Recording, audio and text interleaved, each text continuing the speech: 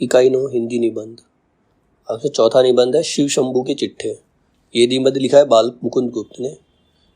बाल मुकुंद गुप्त का जन्म जो है 1865 को हुआ था। इनकी मृत्यु हुई थी 1907 में।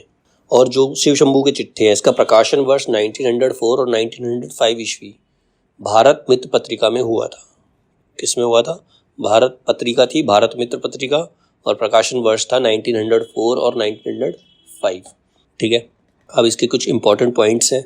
मुख्य बिंदु, बाल मुकुंद गुप्त ने तत्कालीन गवर्नर जनरल लॉर्ड कर्जन को संबोधित करके शिव शंभू के चिट्ठे निबंध लिखे हैं। मतलब उन्होंने जो निबंध लिखा है इसमें किसको संबोधित किया है? जो उस समय के गवर्नर जनरल थे लॉर्ड कर्जन, उनको संबोधित करते हुए ये निबंध लिखा है जिसका नाम है शिव शंभू के चिट्ठे। अब महावीर प्रसाद द्विवेदी कहते हैं अच्छी हिंदी बस एक व्यक्ति लिखता था, वो था बाल मुकुंद गुप्त। तो ये लाइन किसकी? अच्छी हिंदी बस एक व्यक्ति लिखता था, बाल मुकुंद गुप्त मतलब लिखता था। और ये किसने कहा है? ये महावीर प्रसाद द्विवेदी ने कहा है। ठीक है, फिर बाल मुकुंद गुप्त के निबंधों की आत्मा भारतेंदु युगीन है तो शरीर द्विवेदी युगीन। मतलब दो राइटरों का इस पे इम्पैक्ट दिखाई देता है, एक भारतेंदु का और दूसरा द्विवेदी का। डॉक्टर रामचंद्र तिवारी तत्कालीन राजनीति चेतना के सजीव इतिहास के रूप में व्यंग्यपूर्ण, चुटीली, चुस्त और चलती हुई शैली में लिखे गए ये चिट्ठे हिंदी साहित्य में सदैव अमर रहेंगे, हिंदी साहित्य में हमेशा पढ़े जाएंगे। शिव शंभू के कल्पित नाम से बाल मुकुंद गुप्त ने लॉर्ड कर्जन को संबोधित करके भारतीय जनता की दुर्दशा को 8 चिट्ठे लिखकर व्यक्त किया है। शिव शंभू के जो 8 चिट्ठे हैं इसमें 8 चिट्ठे लिखे हैं और उसमें किसको संबोधित किया? लॉर्ड कर्जन को। ठीक है, प्रतीकात्मक एवं व्यंग्यपूर्ण शैली में लिखा गया यह निबंध राजनीतिक गुलामी, लॉर्ड कर्जन की निर्मम करतूतों को चित्रित तथा अंग्रेजी सरकार की आलोचना व्यक्त करता है। मतलब इसमें इस निबंध में उन्होंने बताया कि जो लॉर्ड कर्जन कितना क्रूर है, उसकी क्रूरता को चित्रित किया है और अंग्रेजी सरकार की आलोचना की है। ठीक है, शिव शंभू के चिट्ठे निबंध संकलित अन्य चिट्ठे 11 अप्रैल 1903 ईस्वी में 9 मार्च ईस्वी से 9 मार्च 1907 ईस्वी तक भारत मित्र में प्रकाशित हुए। मतलब 1903 से लेकर 1907 तक इन्होंने जो चिट्ठे हैं, सारे चिट्ठे उन्होंने प्रकाशित किए लॉर्ड कर्जन को संबोधित करते हुए। जैसे पहला लिखा बनाम लॉर्ड कर्जन, लॉर्ड कर्जन के साथ श्रीमान का स्वागत, वायसराय का कर्तव्य, पीछे मत फेंकिए, आशा का अंत, एक दुराशा, विदाई संभाषण, बंग विच्छेद, लॉर्ड मंटो का स्वागत, मार्ली साहब के नाम, आशीर्वाद, इस्तीफा खाका खत 1, शाइस्ता खाका वत 1, शाइस्ता खाका खत 2, सर सैयद अहमद खत। तो ये सारे इन्होंने चिट्ठे लिखे हैं इसके अंदर। ठीक है, शिव शंभू के चिट्ठे में 8 चिट्ठे लॉर्ड कर्जन के नाम लिखे गए हैं, 2 लॉर्ड मिंटो के नाम तथा भारत सचिव मिस्टर माली के नाम 2 खत शाइस्ता खां के नाम से फुलर साहब को और एक सर सैयद अहमद के नाम से अलीगढ़ कॉलेज के छात्रों को लिखा है। एक अन्य खत पंजाबी नामक पत्र के मालिक लाला यशवंत राय और संपादक मिस्टर अथावले को लिखा गया है। निबंध का सारांश देखते हैं। सबसे पहले बनाम लॉर्ड कर्जन। लॉर्ड कर्जन की जो लिखा, कहता माय लॉर्ड, लड़कपन में इस बूढ़े भंगड़ को बुलबुल का बड़ा चाव था। बालक शिव शंभू शर्मा बुलबुले लड़ाने का चाव नहीं रखता था, केवल एक बुलबुल को हाथ पर बिठाकर ही प्रसन्न होना चाहता था। सराय के भटियारे बुलबुले पकड़ा करते थे। गांव के लड़के उनमें 2-2, 3-3 पैसे में खरीद लाते थे, पर बालक शिव शंभू तो ऐसा नहीं कर सकता था। पिताजी की आज्ञा के बिना वह बुलबुल कैसे लावे? बुलबुल पकड़ने की नाना प्रकार की कल्पनाएं मन ही मन करता हुआ बालक शिव शंभू सो गया। यहाँ पर शिव शंभू जो है उसको कहा है, लॉर्ड कर्जन को कहा है उन्होंने। उसने देखा कि संसार बुलबुलमय है, सारे गांव में बुलबुल उड़ रही है, कभी उड़कर यहाँ बैठती है, कभी वहाँ बैठती है, कभी स्वयं उड़कर बालक शिव शंभू के हाथ की उंगलियों पर आ बैठती है। आज शिव शंभू की मनोइच्छा पूर्ण हुई। आज उसे बुलबुलों की कमी नहीं है। आज उसके खेलने का मैदान बुलबुलिस्तान बन रहा है। आज शिव शंभू बुलबुलों का राजा नहीं महाराजा है। शिव शंभू ने देखा कि सामने एक सुंदर बाग है, वहीं से सब बुलबुलें उड़कर आती हैं। वहीं एक सोने का महल है, सोने का बगीचा है। वह सोने का बगीचा बुलबुल सहित एक बार उड़ा। सब कुछ आनंद से उड़ता था। बालक शिव शंभू भी दूसरे बालकों सहित उड़ रहा था। उसने सोचा, मैं कहाँ उड़ा जाता हूँ, माता पिता कहाँ, मेरा घर कहाँ। इस विचार के आते ही सुख स्वप्न जो था भंग हो गया। अपना ही घर, अपनी ही चारपाई है, मनोराज्य समाप्त हो गया है। मतलब वो ऐसे सपने देख रहा है, लॉर्ड कर्जन जो है इस तरीके के भारत में रहकर इस तरीके के सपने देख रहा है कि भारत उसका हो जाएगा। तो वो व्यंग कर रहा है यहाँ पर उसको लेकर के। आपने भाई लॉर्ड जब से भारतवर्ष में पधारे हैं, आप जब से भारतवर्ष बता रहे हैं बुलबुलों का स्वप्न ही देखा है या सचमुच कोई करने योग्य काम भी किया है? मतलब खाली बुलबुल के सपने ही देखते हो, कोई काम तो ऐसा किया नहीं जिससे आपका नाम हो। खाली अपना ख्याल ही पूरा किया है या यहाँ की प्रजा के लिए भी कुछ कर्तव्य पालन किया? एक बार यह बातें बड़ी धीरता से मन में विचारिए। मतलब उससे कह रहा कि आप सोच के देखो, आपकी भारत में स्थिति की अवधि 5 वर्ष पूरे हो गए हैं। अब यदि आप कुछ दिन रहेंगे तो सूद में मूलधन समाप्त हो जाएगा। कुछ और दिन रहेंगे तो जो आपका मूलधन है, जो बेसिक कमाई है, वो भी खत्म हो जाएगी। हिसाब कीजिए, नुमाइशी कामों के सिवा काम की बात आप कौन सी कर चले हैं, और भड़कबाजी के सिवा ड्यूटी और कर्तव्य की और आपका इस देश में आकर कब ध्यान रहा है? इस बार के बजट की वक्रता ही आपके कर्तव्य काल की अंतिम वक्रता है। मतलब जो इस बार साल का बजट, कितना बेकार बजट बनाया है, तो ये आपके कर्तव्य काल का अंतिम गलत कार्य है। इसके बाद आप ये कार्य नहीं कर पाएंगे, ऐसा कार्य यहाँ पर नहीं कर पाएंगे। जरा उसे पढ़ तो जाइए, फिर उसमें आपकी 5 साल की किसी अच्छी करतूत का वर्णन है। आप बारंबार अपने 2 अति तुमतराक से भरे कामों का वर्णन करते हैं। आपने 2 काम ही किए हैं, एक विक्टोरिया मेमोरियल हॉल और दूसरा दिल्ली दरबार। इन 2 को ही गाते रहते हैं और कोई तो काम आपने किया नहीं है। पर जरा विचारिए, ये दोनों काम शो हुए या ड्यूटी? ये तो आपका शो ऑफ है, ये ड्यूटी नहीं है। विक्टोरिया मेमोरियल हॉल चंद पेट भरे अमीरों के 1-2 बार देख आने की चीज होगा। जो विक्टोरिया महल बनाया है आपने, मेमोरियल हॉल बनाया है, वो अमीर लोग ही जा सकते हैं वहां पर। वो 1-2 बार देख आएंगे, और उससे होगा क्या? उससे दरिद्रों का कुछ घट जाएगा या भारतीय प्रजा की कुछ दशा उन्नत हो जाएगी? ऐसा तो आप भी नहीं समझते होंगे। अब दरबार की बात सुनिए कि क्या था। आपके ख्याल से वह बहुत बड़ी चीज था, पर भारतवासियों की दृष्टि में वह बुलबुलों के स्वप्न से बढ़कर कुछ नहीं था। जहां जहां से वह जुलूस के हाथी आए, वहीं वहीं सब लौट गए। जिस हाथी पर आप सुनहली झूले और सोने का होंदा लगवाकर छत्र धारण पूर्वक सवार हुए थे, वह अपने कीमती आसवाब सहित जिसका था उसके पास चला गया। आप भी जानते थे वह आपका नहीं है। दरबार में जिस सुनहरी सिंहासन पर विराजमान होकर आपने भारत के सब राजा महाराजाओं की सलामी ली थी, वह भी वहीं तक था। और आप स्वयं भली भांति जानते हैं कि वह आपका नहीं था। वह भी जहां से आया था वहीं चला गया। ये सब चीजें खाली नुमाइशी हैं, दिखावा है। भारतवर्ष में पहले से ही मौजूद थी, ये सारी चीजें हमारी ही हैं, आप कहीं से लेकर नहीं आए। क्या इन सब से आपका कुछ गुण प्रकट हुआ? आपकी कोई काबिलियत हुई, दिखाई दी? नहीं। लोग विक्रम को याद करते हैं या उसके सिंहासन को, अकबर को या उसके तख्त को। लोग सिंहासन को नहीं, उस पर बैठने वाले को याद करते हैं, उसने क्या काम किया। शाहजहां की इज्जत उसके गुणों से थी या तख्ते ताउस से? उसके जो गुण थे, जो उसने निर्माण करवाए, उसके लिए शाहजहां याद होता है, ना कि अपने सिंहासन के लिए। आप जैसे बुद्धिमान पुरुष के लिए सब बातें विचारने की है। माता पिता की याद आते ही बालक शिव शंभू का सुख स्वप्न भंग हो गया। जब आपको उसको अपनी अंग्रेज याद आए तो उसका सारा सपना भंग हो गया। आपके वह कुछ दिन बीत गए, अवधि पूरी हो गई। अब यदि कुछ दिन और मिले तो वह किसी पुराने पुण्य के बल से समझिए।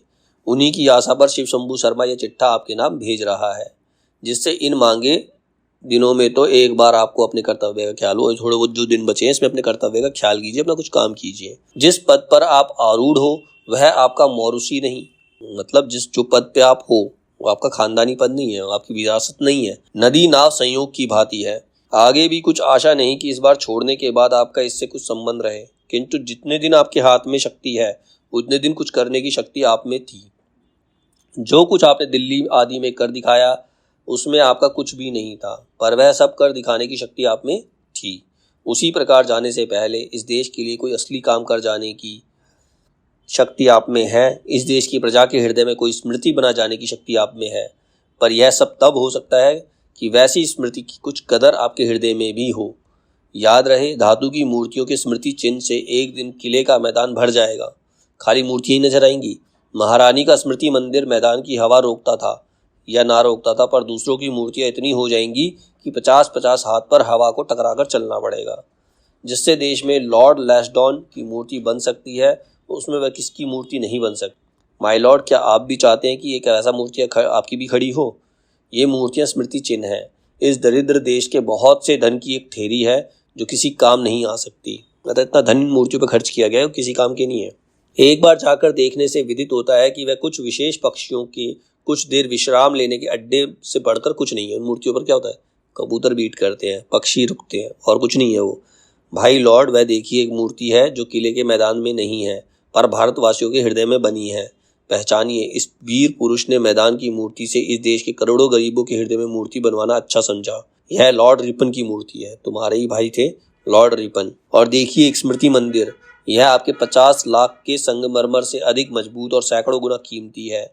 यह स्वर्गीय विक्टोरिया महारानी का 1858 ईस्वी का घोषणा पत्र है, जब उन्होंने घोषणा की थी। आपकी यादगार भी यही बन सकती है। यदि इन 2 यादगारों की आपके जी में कुछ इज्जत हो, मतलब समाप्त हो गया जो लिखना था वह लिख गया। एक बार शो और ड्यूटी का मुकाबला कीजिए। जो आप कर रहे हैं वो शो है, आप अपनी ड्यूटी कीजिए। शो को शो ही समझिए, शो ड्यूटी नहीं है।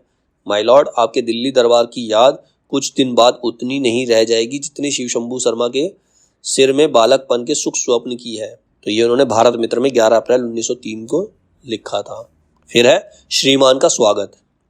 जो अटल है वह टल नहीं सकती, जो होनहार है वह होकर रहती है। इसी से फिर 2 वर्ष के लिए भारत के वायसराय और गवर्नर जनरल होकर लॉर्ड कर्जन आते हैं। दोबारा उनका चुनाव हो जाता है 2 साल के लिए। बहुत विघ्नों को हटाते और बाधाओं को भगाते फिर एक बार भारत भूमि में आपका पदार्पण हुआ है।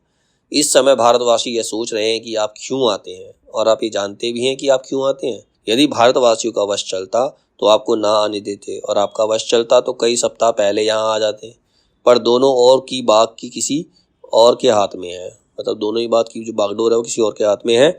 निरे बेबस भारतवासियों को कुछ वश नहीं है, और बहुत बातों पर वश ना रखने वाले लॉर्ड कर्जन को भी बहुत बातों से बेबस होना पड़ता है। इसी से भारतवासियों को लॉर्ड कर्जन का आना देखना पड़ता है। कवि कहता है, जो कुछ खुदा दिखाए सो लाचार देखना, मतलब भगवान जो दिखाए वो देखना ही पड़ता है। अभी भारतवासियों को बहुत कुछ देखना है, और लॉर्ड कर्जन को भी बहुत कुछ। श्रीमान को नए शासनकाल के यह 2 वर्ष निसंदेह देखेंगे, पर दृष्टि नहीं हटाते हैं। उन्होंने पृथ्वीराज जयचंद की तबाही देखी, मुसलमानों की बादशाही देखी, अकबर, बीरबल, खान खाना और तानसेन देखे, शाहजहानी, ताउस और शाही जुलूस देखे। फिर वही तख्त नादिर को उठाकर ले जाते देखा। शिवाजी और औरंगजेब देखे, क्लाइव हैसिंगटन से वीर अंग्रेज देखे। देखते देखते बड़े शौक से लॉर्ड कर्जन का हाथियों का जुलूस और दिल्ली दरबार देखा। कोई दिखाने वाला चाहिए, भारतवासी देखने को सदा प्रस्तुत है। सिर्फ देख सकते हैं, करते कुछ नहीं है। इस गुण में वह मूछ मरोड़ कर कह सकते हैं कि संसार में उनका कोई सानी नहीं है। मतलब हम तमाशा देख सकते हैं, तमाशा देखने में हमारा कोई मुकाबला नहीं कर सकते। ये हिंदुस्तानियों पे व्यंग किया उन्होंने। लॉर्ड कर्जन की अपनी प्रजा का यह गुण जान गए थे। इसी से श्रीमान ने कितनी ही लीलाएं दिखाई। लोग बहुत कुछ सोच विचार कर रहे हैं कि इन 2 वर्षों में भारत प्रभु लॉर्ड कर्जन और क्या करेंगे। पिछले 5 साल से अधिक समय में श्रीमान ने जो कुछ किया उसमें भारतवासी इतना समझने लगे हैं कि श्रीमान की रुचि कैसी है, कितनी बातों को पसंद करते हैं। दरबार या हाथियों के जुलूस की फिर आशा रखना व्यर्थ है, पर सुना है कि अब के विद्या का उद्धार श्रीमान जरूर करेंगे। उपकार का बदला देना महत पुरुषों का काम है। जो उपकार करे, मतलब जो महान पुरुष होते हैं वो उपकार का बदला जरूर चुकाते हैं। विद्या ने आपको धनी किया है, विद्या को धनी किया चाहते हैं। मतलब लॉर्ड कर्जन विद्या से धनी हुए हैं, इसी वजह से दोबारा आए हैं, तो उनको विद्या को आगे बढ़ाना चाहिए। इसी से कंगालों से छीन कर आप धनियों को विद्या देना चाहते हैं। इससे विद्या का वह कष्ट मिट जाएगा जो उसे कंगाली को धनी बनाने में होता है। अब तक गरीब पढ़ते थे, इससे धनियों की निंदा होती थी कि वे पढ़ते नहीं। अब गरीब नहीं पढ़ सकेंगे, इससे धनी पढ़े ना पढ़े उनकी निंदा नहीं होगी। ठीक है, इस तरह लॉर्ड कर्जन की कृपा उन्हें बेपढ़े भी शिक्षित कर देगी। मतलब बिना पढ़े भी वो शिक्षित हो जाएंगे। पहले गरीब लोग पढ़ते थे तो अमीरों को बोलते थे, उनको सुनना पड़ता था। अब वो गरीबों को ही नहीं पढ़ने देंगे, तो जो अमीर नहीं पढ़ते थे तो वो भी महान ही बन जाएंगे। और कई काम हैं, कितनी मिशनों की कार्यवाही का नतीजा देखना है। काबुल है, कश्मीर है। काबुल में रेल चल सकती है, कश्मीर में अंग्रेजी बस चल सकती है। चाय के प्रचार की भांति मोटर गाड़ी के प्रचार की इस देश में बहुत ज़रूरत है। बंग देश का पार्टीशन भी एक बहुत ज़रूरी काम है, जो बंग देश का विभाजन उन्होंने किया। सबसे ज़रूरी काम विक्टोरिया मेमोरियल हॉल है। सन 1558 ईस्वी की घोषणा अब भारतवासियों को अधिक स्मरण रखने की जरूरत नहीं पड़ेगी। श्रीमान स्मृति मंदिर बनवाकर स्वर्गीय महारानी विक्टोरिया का ऐसा स्मारक बनवा देंगे जिसको देखते ही लोग जान जाएंगे कि महारानी वह थी जिसका ये स्मारक है। उसकी प्रतिज्ञा सब भूल जाएंगे। भारतवासी जरा भय ना करें, उन्हें लॉर्ड कर्जन के शासन में कुछ करना नहीं पड़ेगा। आनंद ही आनंद है, चैन से भांग पियो और मौज उड़ाओ। नजीर खूब कह गया है, कुंडी के नकारे पे खुद के का लगा टंका, नित भंग पी के प्यारे दिन राज बजा टंका। तो मतलब कुछ मत करो, भांग पियो और मौज उड़ाओ, बस यही काम रह गया है। ये उन्होंने लिखा था भारत मित्र में 26 नवंबर 1904, 26 नवंबर 1904 को लिखा था ये। फिर है वायसराय के कर्तव्य, एक और चिट्ठा लिखा जिसमें वायसराय का कर्तव्य बताया। माय लॉर्ड, आप इस देश में फिर पदार्पण किया इससे यह भूमि कृतार्थ हुई, मतलब हम धन्य हो गए, आप फिर से आए। विद्वान, बुद्धिमान और विचारशील पुरुषों के चरण जिस भूमि पर पड़ते हैं वह तीर्थ बन जाती है। आप में उक्त 3 गुणों के सिवा चौथा गुण राज शक्ति है। आपके अंदर 3 गुण तो हैं ही, लेकिन चौथा गुण और है, आपके पास राज शक्ति है। अतः आपके श्री चरण स्पर्श से भारत भूमि तीर्थ से भी कुछ बढ़कर बन गई है। यह दीन भंगड़ ब्राह्म शिव शंभु शर्मा तीसरी बार अपना चिट्ठा लेकर आपकी सेवा में उपस्थित है। इससे भी प्रजा का प्रतिनिधि होने का दावा है। इसी से यह राज प्रतिनिधि के सम्मुख पराजय का कच्चा चिट्ठा सुनाने आया है। आप सुनिए ना सुनिए, यह सुनाकर ही जाएगा। आपने बंबई में कहा है कि भारत भूमि को मैं किस्सा कहानी की भूमि नहीं, कर्तव्य भूमि समझता हूँ। आपने कहा था कि भारत भूमि जो है कर्तव्य की भूमि है। उसी कर्तव्य के पालन के लिए आपको ऐसे कठिन समय में भी दूसरी बार भारत में आना पड़ा। माय लॉर्ड, इस कर्तव्य भूमि को हम लोग कर्म भूमि कहते हैं। आप कर्तव्य पालन करने आए हैं और हम कर्मों का भोग भोगने। आपके कर्तव्य पालन की अवधि है, हमारे कर्म भोग की अवधि नहीं है। आपका तो 2 साल है, आपको कर्तव्य पालन करना है, लेकिन अपने कर्तव्यों को अपने कर्म को भोगने के लिए हमारे पास कोई अवधि नहीं है, हमें जिंदगी भर से भोगना पड़ेगा। आप कर्तव्य पालन करके कुछ दिन के बाद चले जाएंगे, हमें कर्म के भोग भोगते भोगते यहीं समाप्त होना होगा। जब थोड़े दिन के लिए आपका इस भूमि से स्नेह है तो हम लोगों का कितना भारी स्नेह होना चाहिए, यह अनुमान कीजिए, क्योंकि हमारा इस भूमि से जीने मरने का साथ है। माय लॉर्ड, यद्यपि आपको इस बात का बड़ा अभिमान है कि अंग्रेजों में आपकी भांति भारतवर्ष के विषय में शासन नीति समझने वाला और शासन करने वाला नहीं है, पर सच जानिए आपने इस देश को कुछ नहीं समझा, खाली समझने की शेखी में रहे। आप हमें नहीं समझो, आप समझने का ढोंग करते हो, और आशा नहीं कि इन कई महीनों में भी कुछ समझेंगे। इस अगले कई महीनों में कुछ समझे, किंतु इस देश ने आपको खूब समझ लिया और अधिक समझने की जरूरत नहीं रही। यद्यपि आप कहते हैं कि यह कहानी का नहीं कर्तव्य का देश है, तथापि यहाँ की प्रजा ने समझ लिया है कि आपका कर्तव्य ही कहानी है और काम कुछ है ही नहीं। एक बड़ा सुंदर मेल हुआ था, अर्थात अब बड़े घमंडी शासक हैं और यहाँ की प्रजा के लोग भी बड़े भारी घमंडी। पर कठिनाई इस बात की है कि दोनों का घमंड 2 तरह का है।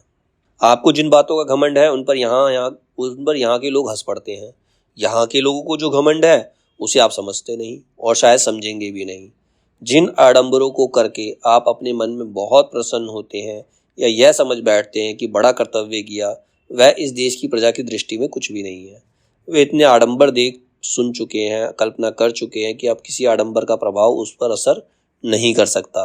आप और लॉर्ड किचनर मिलकर जो फौलादी दीवार बनाते हैं उससे बहुत मजबूत एक दीवार लॉर्ड कैनिंग बना गए थे। आपने भी बंबई के स्पीच में कैनिंग का नाम लिया है। आज 46 ईयर्स हो गए, 46 साल हो गए, वह दीवार अटल और अचल खड़ी हुई है। वह स्वर्गीय महारानी का घोषणा पत्र है जो 1 नवंबर 1858 1 नवंबर 1858 ईस्वी को कैनिंग महोदया ने सुनाया था। वही भारतवर्ष के लिए फौलादी दीवार है।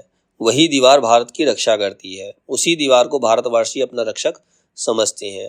उस दीवार के होते आपको या लॉर्ड किचनर को कोई दीवार बनाने की जरूरत नहीं है। आडंबर से इस देश का शासन नहीं हो सकता। आडंबरवाद का आदर इस देश की प्रजा नहीं कर सकती। यह वह देश है जहाँ की प्रजा एक दिन पहले रामचंद्र के राज तिलक पाने के आनंद में मस्त थी और अगले दिन अचानक रामचंद्र वन को चले गए तो रोती रोती उनके पीछे पीछे जाती है। भरत को उस प्रजा का मन प्रसन्न करने के लिए कोई भारी दरबार नहीं करना पड़ा, हाथियों का जुलूस नहीं निकालना पड़ा, वरंच दौड़कर वन में जाना पड़ा और रामचंद्र को अयोध्या लाने का प्रयास करना पड़ा। तभी वो अयोध्या वासी की नजरों में महान बने। उन्होंने कोई जुलूस नहीं निकाला अयोध्या वासी को दिखाने के लिए। ये चिट्ठा लिखा था भारत मित्र के अंदर 17 सितंबर 1904 को। फिर है पीछे मत फेंकिए। जुलाई सन 1805 ईस्वी में लॉर्ड कॉर्नवालिस दूसरी बार भारत के गवर्नर जनरल होकर कलकत्ते में पधारे थे। उस समय ईस्ट इंडिया कंपनी की सरकार पर चारों ओर से चिंताओं की भरमार हो रही थी। आशंकाएं दम नहीं लेने देती थी, किंतु अब कुछ और ही समय है। लॉर्ड कॉर्नवालिस के दूसरी बार गवर्नर जनरल होकर भारत में आने और दूसरी बार आने में बड़ा अंतर है। आपके दूसरी बार आने में बड़ा अंतर है, डिफरेंस है। मतलब वो आए थे तो किसी और वजह से आए थे और आपके आने में बहुत ज़्यादा डिफरेंस है। संसार में अब अंग्रेजी प्रताप अखंड है, मतलब अंग्रेजी प्रताप चारों तरफ फैला हुआ है। भारत के राजा अब आपके हुक्म के बंदे हैं। उनको लेकर चाहे जुलूस निकालिए, चाहे दरबार बनाकर सलाम कराइए, उन्हें चाहे विलायत भिजवाइए, चाहे कलकत्ते बुलवाइए, जो चाहे कीजिए, वह हाजिर है। आश्चर्य है माय लॉर्ड, 100 साल में अंग्रेजी राज्य और अंग्रेजी प्रताप की तो इतनी उन्नति हो, पर उसी प्रतापी ब्रिटिश राज्य के अधीन रहकर भारत अपनी ही सही हैसियत भी खो दे। इस अपार उन्नति के समय में आप जैसे शासक की जी में भारतवासियों को आगे बढ़ाने की जगह पीछे धकेलने की इच्छा उत्पन्न हो, उनका हौसला बढ़ाने की जगह उनकी हिम्मत तोड़ने में आप अपनी बुद्धि अपव्यय करें। जिस जाति से पुरानी कोई 1000 साल से अधिक की घोर पराधीनता सहकर भी लुप्त नहीं हुई जीती है, जिसकी पुरानी सभ्यता और विद्या की आलोचना करके विद्वान और बुद्धिमान लोग आज भी मुग्ध होते हैं, जिसने सदियों इस पृथ्वी पर अखंड शासन करके सभ्यता और मनुष्यत्व का प्रचार किया, वह जाति क्या पीछे हटाने और धूल में मिला देने की योग्य है? आप जैसे उच्च श्रेणी के विद्वान के जी में यह बात कैसे समाई कि भारतवासी सचमुच उन ऊंचे से ऊंचे कामों को कर सकते हैं या नहीं, जिनको आपके सजातीय कर सकते हैं? श्रम में, बुद्धि में, विद्या में, वक्रता में, सहिष्णुता में, किसी बात में इस देश के निवासी संसार में किसी जाति के आदमियों से पीछे रहने वाले नहीं है। फिर आपको हमें पीछे धकेलने की कोशिश कैसे कर सकते हैं? वरन 2-1 गुण भारतवासियों में ऐसे हैं कि संसार भर में किसी भी जाति के लोग उसका अनुकरण नहीं कर सकते हैं। अंग्रेजी बोलने में वह अंग्रेजी की पूरी नकल कर सकते हैं, कंड तालु को अंग्रेजों को सदृश बना सकते हैं, पर एक भी अंग्रेज ऐसा नहीं है जो हिंदुस्तानियों की भांति साफ हिंदी बोल सकता है। मतलब कि हिंदुस्तानी साफ इंग्लिश बोल सकता है, प्योर इंग्लिश बोल सकता है, लेकिन एक भी अंग्रेज ऐसा नहीं है जो शुद्ध हिंदी बोल पाए, जो हिंदुस्तानियों की भांति साफ हिंदी बोल पाए। कि किसी बात में हिंदुस्तानी पीछे रहने वाले नहीं है। हाँ, 2 बातों में वह अंग्रेजों की नकल या बराबरी नहीं कर सकते। एक तो अपने शरीर के काले रंग को अंग्रेज की भांति गोरा नहीं बना सकते, दूसरे अपने भाग्य को उनके भाग्य में रगड़कर बराबर नहीं कर सकते। किंतु इस संसार के आरंभ में बड़ा भारी पार्थक्य होने पर भी अंत में बड़ी भारी एकता है। समय के अंत में सबको अपने मार्ग पर ले आता है। देशपति राजा और भिक्षा मांगकर पेट भरने वाले कंगाल का परिणाम एक ही होता है। मिट्टी जो है, शरीर की मिट्टी जो है मिट्टी में मिल ही जाती है और ये जीते जी लुभावने वाली दुनिया यहीं रह जाती। विक्रम अशोक, अकबर की यह भूमि साथ नहीं गई। औरंगजेब, अलाउद्दीन इसे मुट्ठी में दबाकर नहीं रख सके। महमूद, तैमूर और नादिर इसे लूट के माल के साथ ऊँटों और हाथियों पर लाद कर नहीं ले जा सके। आगे भी ये किसी के साथ नहीं जाएगी, चाहे कोई कितनी भी मजबूती क्यों ना करे। इस समय भगवान से इसे एक और ही जाति के हाथ में अर्पण किया है, जिसकी बुद्धि, विद्या और प्रताप का संसार भर में डंका बज रहा है। माय लॉर्ड, उसी जाति की ओर से आप इस देश की 30 करोड़ प्रजा के शासक हैं। 30 करोड़ प्रजा के आप शासक हैं। अब यह विचारना आप ही के जिम्मे है कि इस देश की प्रजा के साथ आपका क्या कर्तव्य है। 1000 साल से यह प्रजा गिरी दशा में है, मतलब डाउन है बिल्कुल। क्या आप चाहते हैं कि यह और भी 150 साल गिरती चली जाए? इसके गिराने से बड़ा इतना ही लाभ है कि कुछ संकीर्ण हृदय शासकों की यथेच्छाचारिता कुछ दिन और चल सकती है, मतलब उनकी अपनी इच्छा कुछ दिन और चल जाएगी, किंतु इसके उठाने और संभालने में जो लाभ है उसकी तुलना नहीं हो सकती। इतिहास में सदा नाम रहेगा कि अंग्रेजों ने एक गिरी जाति के 30 करोड़ आदमियों को उठाया था। मतलब आप इनको उठाएंगे तो आपका नाम हो जाएगा। माय लॉर्ड, दोनों में जो बात पसंद हो आप कर सकते हैं। कहिए क्या पसंद है, पीछे हटाना या आगे बढ़ाना? ये लिखा गया था भारत मित्र में 17 दिसंबर 1904 को।